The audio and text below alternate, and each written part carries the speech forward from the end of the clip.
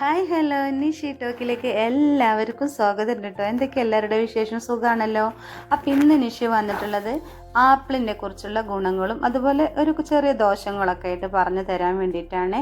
അപ്പോൾ നമുക്ക് ആപ്പിൾ എല്ലാവർക്കും ഇഷ്ടമാണ് അല്ലേ. അപ്പോൾ ആപ്പിൾ എന്ന് പറയുന്നത് നമുക്ക് ദഹനം മെച്ചപ്പെടുത്തുന്നു. ആപ്പിളിൽ അടങ്ങിയിരിക്കുന്ന ഒരു പെക്റ്റിൻ എന്ന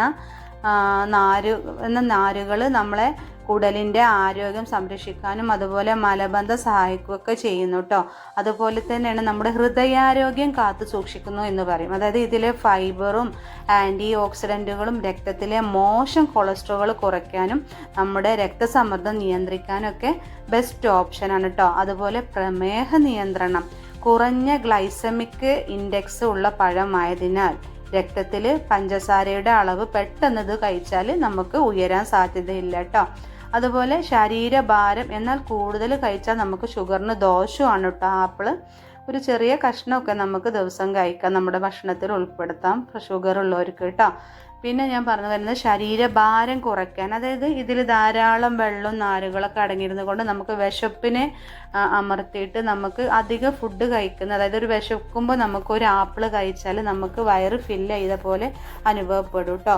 അതുപോലെ ഇതിൽ വിറ്റാമിൻ സി, മറ്റ് ആൻറ്റി ഓക്സിഡൻറ്റുകൾ എന്നിവ അടങ്ങിയിട്ടുള്ളതിനാൽ ഇതിൽ നമ്മുടെ ശരീരത്തിലെ പ്രതിരോധ ശേഷി നമുക്ക് വർദ്ധിപ്പിച്ച് തരുന്നു.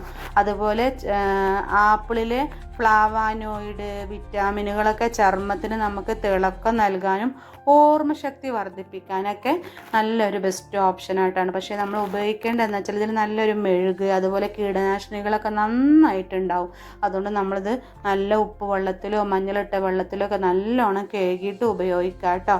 പിന്നെ അതുപോലെ നമുക്ക് രാവിലെ ബ്രേക്ക്ഫാസ്റ്റ് സമയത്താണ് ഇത് പ്രഭാത ഭക്ഷണത്തിനോടൊപ്പം കഴിക്കുന്നതാണ് ദഹനാവസ്ഥ ഉണർത്താൻ സഹായിക്കുക. ഇതിലെ നാരുകൾ ഞാൻ പറഞ്ഞല്ലോ, വിറ്റാമിന് നമ്മളെ ദിവസത്തിൽ ആവശ്യമായ നമുക്ക് ഊർജം നൽകുന്നു.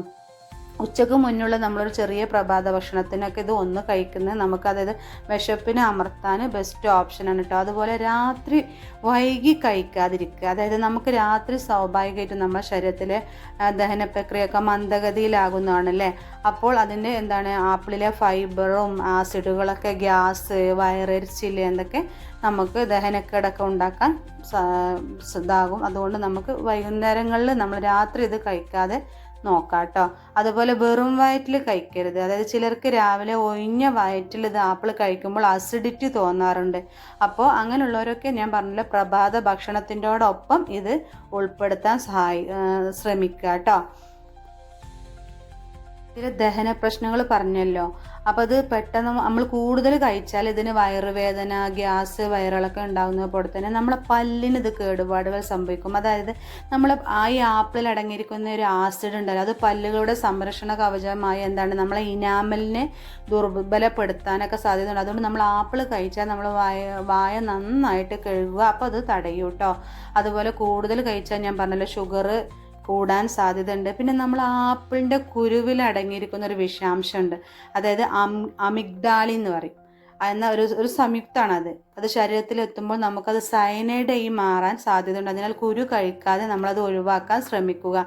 കീടനാശിനി മെഴുകും ഞാൻ പറഞ്ഞല്ലോ, അത് പ്രത്യേകം ശ്രദ്ധിക്കുകയും ചെയ്യുക കേട്ടോ.